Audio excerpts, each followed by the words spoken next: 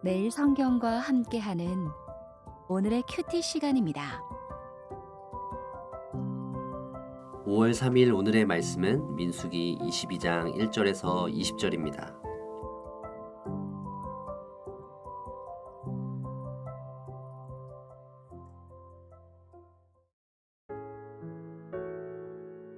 이스라엘 자손이 또 길을 떠나 모압 평지에 진을 쳤으니 요단 건너편 곧 여리고 맞은편이더라. 십볼의 아들 발락이 이스라엘이 아모리인에게 행한 모든 일을 보았으므로 모압이 심히 두려워하였으니 이스라엘 백성이 많음으로 말미암아 모압이 이스라엘 자손 때문에 번민하더라. 미디안 장로들에게 이르되 이제 이 무리가 소가 밭의 풀을 뜯어 먹음같이 우리 사방에 있는 것을 다 뜯어 먹으리로다 하니 그때 십볼의 아들 발락이 모압 왕이었더라. 그가 사신을 부올의 아들 발람의 고향인 강가 부돌에 보내어 발람을 부르게 하여 이르되 보라 한 민족이 애굽에서 나왔는데 그들이 지면에 덮여서 우리 맞은편에 거주하였고 우리보다 강하니 청하건대 와서 나를 위하여 이 백성을 저주하라.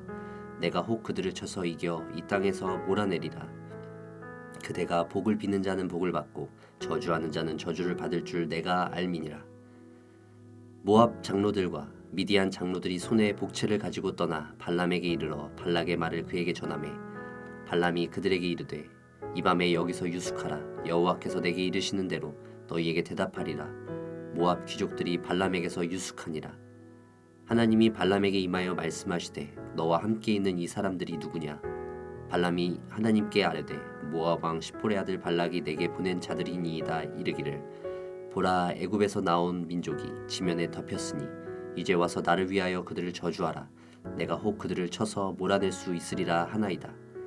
하나님이 발람에게 이르시되 너는 그들과 함께 가지도 말고 그 백성을 저주하지도 말라. 그들은 복을 받은 자들이니라. 발람이 아침에 일어나서 발락의 귀족들에게 이르되 너희는 너희의 땅으로 돌아가라. 여호와께서 내가 너희와 함께 가기를 허락하지 아니하시느니라. 모압 귀족들이 일어나 발락에게로 가서 전하되 발람이 우리와 함께 오기를 거절하더이다. 발락이 다시 그들보다 더 높은 고관들을 더 많이 보내매 그들이 발람에게로 나아가서 그에게 이르되 십볼의 아들 발락의 말씀에 청하건대 아무 것에도 거리끼지 말고 내게로 오라.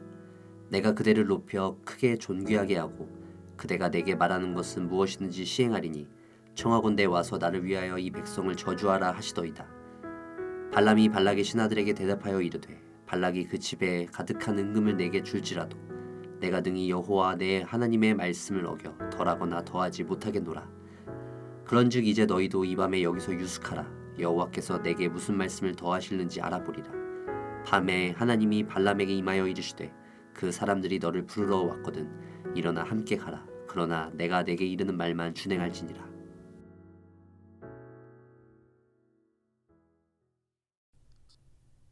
본문에서 이스라엘은 요단강을 마주대하고 모압 평지에서 진을 치고 있습니다. 모압 왕 발락은 그런 이스라엘이 싫습니다. 마치 자신의 밭을 침략해서 자신의 양식을 뜯어 먹어 치우는 못된 소떼처럼 보입니다. 하지만 정작 자신은 힘이 약합니다. 과거 시온에게 땅을 빼앗겼던 모압으로서는 시온을 이긴 이스라엘은 강한 침략자로 보일 뿐입니다. 마음으로는 아모리와 바산의 왕들처럼 당장 칼을 들고 나가서 싸우고 싶지만 이스라엘을 이길 자신이 없습니다. 그래서 생각해낸 것이 주술입니다. 주술은 고대 세계에서 일반적으로 신의 힘을 빌어서 사건에 변화를 주기 위한 목적으로 행해졌습니다. 신의 행동이 주목되긴 하지만 궁극적으로는 인간의 뜻이 적극 반영되는 것입니다. 그런데 하나님은 고대 세계에서 일반적으로 행해지던 주술을 그의 백성들에게 철저히 금지하셨습니다. 하나님께서 어떤 사건에 변화를 줄 수 없어서가 아니라 인간에 의해서 움직이는 신이 아님을 분명히 보여주고자 하신 것이라 생각됩니다. 다만 발락은 하나님의 백성이 아닙니다. 그에게 하나님의 뜻은 아무 상관도 없습니다. 발락에게도 분명 이런 주술을 할 수 있는 사람들이 있었을 것입니다. 그런데도 그는 부올의 아들 발람을 불러옵니다. 왜냐하면 발람의 주술 능력이 탁월하다고 여기기 때문입니다. 그가 복을 빌면 복을 받고 저주를 하면 저주를 받을 것이라고 믿고 있습니다. 학자들은 발람이 살던 곳을 유프라테스강 지류의 한 곳인 부을로 추정합니다. 만일 이 추정이 맞다고 한다면 모압에서 600km나 되는 거리에 있는 주술사를 불러와야 합니다. 발람을 데려오는 일은 많은 시간을 소모하는 것이면서 동시에 많은 비용이 드는 일입니다. 발락은 사절단을 구성해서 그 먼 길을 보냅니다. 먼 곳까지 가고 먼 곳까지 와야 하는 일이니 발람에게 충분한 보상을 줘야 할 것이라 생각하고 충분한 복채도 들려보냈을 것입니다. 이 단락은 매우 단순하게 기록하고 있지만 사절단은 적어도 20여일을 걸어서 발람에게 갔을 것입니다. 사절단은 먼 길을 온 목적을 분명히 알기에 발람을 적극적으로 설득했을 것입니다.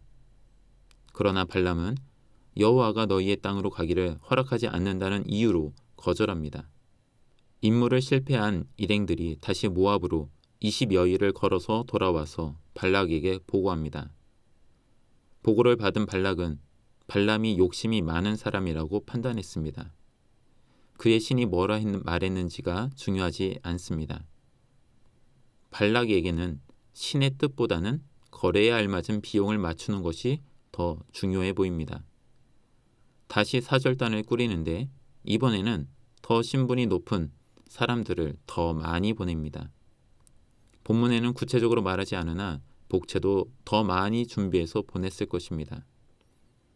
두 번째 사절단이 왔을 때에도 발람은 하나님께 물어봅니다. 그런데 이번에는 그들과 함께 가라 하십니다. 단 하나님께서 하시는 말만 말해야 합니다. 오늘 본문은 앞으로 전개될 배경을 소개하는 단락입니다. 발락은 자신의 목적을 이루고자 주술가 발람을 불렀습니다. 과연 발락이 발람을 통해 자신의 뜻을 이루는지 그렇지 않은지는 지켜보면 알게 될 것입니다. 오늘 본문의 범주 안에서 함께 이야기 나누고자 하는 것은 하나님의 은혜에 대하여입니다. 발락은 이스라엘을 묘사하기를 소에 비유했습니다. 그리고는 이스라엘이라는 소들이 자신의 땅에 있는 모든 것들을 다 뜯어먹는다고 한탄했습니다. 사실 식물을 파괴할 정도로 뜯어먹는 것을 비유한다면 메뚜기가 더 잘 어울릴 것 같습니다. 이는 출애굽기와 구약에서 종종 사용하는 이미지입니다. 그런데 발락은 메뚜기가 아닌 소로 비유합니다. 재미있는 것은 이스라엘이 과거 자신들을 가리켜서 메뚜기라 했었다는 점입니다. 이스라엘은 가나안 정탐을 마치고 나서 가나안 주민과 비교하기 위해서 자신들을 메뚜기라 하였습니다. 이것은 이스라엘의 위상에 대한 이야기였습니다. 이스라엘은 가나안을 정탐할 때만 해도 스스로 연약해 보이기만 했습니다. 다른 사람들이 더 강해 보였습니다. 그래서 메뚜기의 스스로를 비하했던 것입니다. 그런데 시간이 흘러 다시 가나안 입성을 눈앞에 두고 있는 상황이 되었는데 누군가의 눈에 비친 이스라엘은 더 이상 메뚜기 같은 존재가 아닙니다. 그들은 소처럼 강한 존재가 되었습니다. 그것도 큰 무리가 되어서 드넓은 평지를 호령하는 것처럼 보입니다. 처음 가나안을 정탐했던 때의 1세대 이스라엘과 이제 가나안의 입성을 위해 모압 평지에 진치고 있는 2세대 이스라엘은 같으면서도 다릅니다. 1세대나 2세대의 인구 조사를 비교해보면 이스라엘의 인구는 그때나 지금이나 같습니다. 하지만 이스라엘에 대한 평가는 달라졌습니다. 스스로 메뚜기로 비하하던 때는 지나가고 이제는 누가 봐도 강한 군대가 되었습니다. 하지만 민수기 어디에도 이스라엘이 특별 훈련을 했다던가 새로운 무기를 만들었다는 내용은 없습니다. 오직 강조하는 것은 하나님께서 그들에게 복을 주신다는 것입니다. 하나님의 은혜 외에는 설명할 수 있는 것이 없습니다. 결국 세상에 사특한 음해가 있다 할지라도 하나님께서는 자신의 백성을 직접 지키시고 강하게 하십니다. 오늘을 사는 우리에게도 이런 은혜가 함께 있기를 기도합니다. 세상을 마주대할 때마다 한없이 작아지는 기분이 들어도 괜찮습니다. 원래 우리는 작고 연약한 존재일 뿐입니다. 이것을 인정하지 않으려 하면 할수록 우리는 발락과 같이 수단과 방법을 가리지 않고 세상을 이기려 할지 모릅니다.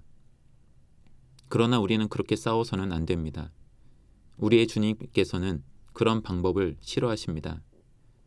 분명 우리의 주님은 크고 강하십니다. 그분을 인정하고 의지하는 것이 가장 좋은 병법이 될 것입니다.